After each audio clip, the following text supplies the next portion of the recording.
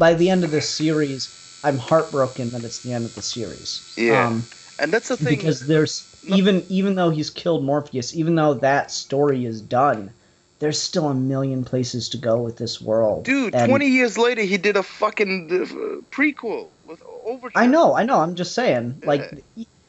there's still plenty of places to go with this character in this universe.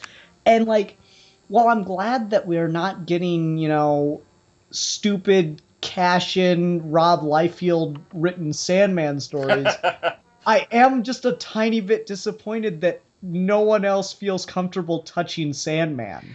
Well, the thing Yeah, is, yeah, we the, haven't the gotten any. weirdest thing about that is, everyone used to have that thing with Alan Moore's characters, but now you read Rebirth and it's just like, fuck you, Alan Moore. You've been talking shit all these years. We're gonna use your Watchmen characters. I Yeah, don't. I think it's because Gaiman's been so cool that no one wants to Yeah. fuck with Sandman. I, Everyone's like, Alan Moore's kind of a dick, so let's just fuck with his characters just to twist the knife a little bit to that old British bastard. But Neil Gaiman's just the nicest guy in the Oh, he world, yeah, so we're just gonna is. there's good. death Yeah, and Morpheus. there's definitely gonna be no before Sandman stories. Manos, did you read Dark Knight, a true Batman story? Dark Knight, a true Batman story. Is that the? It's called Dini's autobiography. No, I haven't. You should pick that up because Sandman and Death show up in it. So Oh wow, that's fantastic. yeah, I am a big fan of a appearance Death made in Action Comics. Oh yeah. With oh, Lex where she Luthor. talks with Lex Luthor. Yeah. Yes. Yeah, that was a good one. Oh my god, I love that. I actually That's sweetheart. and I forgot the name of the writer of that issue, but he actually asked Neil Gaiman if it was okay. Yeah, and to use that character. That's what it appears people do is they ask Neil Gaiman, and that's what I think makes it brilliant. And at the same time, though, all right, let's just do a quick poll. Who here would read a non-Neil Gaiman Sandman continuation? Depends on who's writing it. Yeah, Mm. yeah. If I'm writing it, yes. If like someone along the lines of like Grant Morrison was on it, then yes. Well, I mean, technically, he's one of the few who did. Yeah. Yeah, that's what I mean. Like there are people that have some prerequisites that allow them to carry over more Sandman, and there are other people that aren't. Like if you continue that series and someone like Jeff Lemire was on it, I love Jeff Lemire. He's not Sandman though. Gotcha. You know who I only- want to write Sandman? Who? Scott Snyder. Fuck that.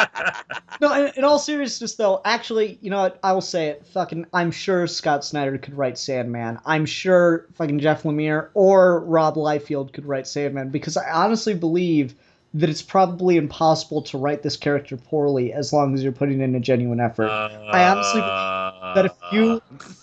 No, I'm dead serious. I cry like a little bitch every time I read Sandman. If you put Sandman in a fucking 30-second McDonald's commercial and just had him trying to sell me a Big Mac, and you really, really tried with it, I'm sure you could make me cry reading. I could just imagine, like, hello, I am Morpheus of the Endless. Welcome to McDonald's, home of the Big Mac. Actually, You have fond memories of the Big Mac and the Happy Meal from when your father would bring you here as a child, and you would go play in our play area. And then by the end of it, you're just like... oh my god, you're right. I want that shitty food right now. Yeah, I honestly, like, I'm so conflicted on that because I want so much more in this world. It is such a fascinating world by the time you get to the end of the series. But at the same time, I don't know if I could trust anyone else with it. Well, I don't blame you. I mean, how many times have we seen people like pick up the baton of something and they just, they just put a stool up next to it, milk it for all it's worth, and it's not really that enjoyable. Like DC has done with Watchmen. I think DC and Watchmen, I think it's a prime example of that.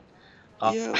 Well, the thing. And it's weird because, like, some of the stuff, like, Connor did that great review of the Darwin Cook Before Watchmen, the Minutemen series, and that was great and respectful to the original source material, and it was very, very reverent of it. But then you have something like Before Watchmen Rorschach, and that was just stupid. And, like, I'm sure Brian Azzarello has a great love for Before Watchmen, but it just doesn't translate. So I don't know if he's incapable of it or if it's just something that shouldn't have been touched. Well, the thing is with Rorschach, there's And only so few many stories you can tell. He's a paranoid schizophrenic with no friends. I mean, no, I get that. I'm just saying, like I don't know if there's just a disconnect in that only this person can touch it, but I don't know. That kind of contradicts how I feel about storytelling. Well, that's the thing. What's the point of having a really great story if it never ends?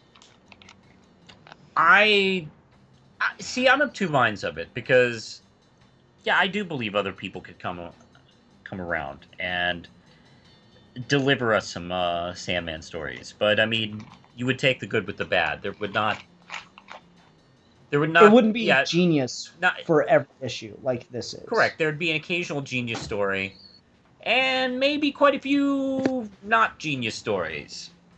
Maybe it'd be something that like we should get a Sandman graphic novel or like a limited run, a mini series every 10 years. You know what we should do? We should have an anthology book, a really big one, with just every creator doing their Sandman story, and not have it be don't have it be like a long story, but just like do a Sandman story and try to tie it into continuity.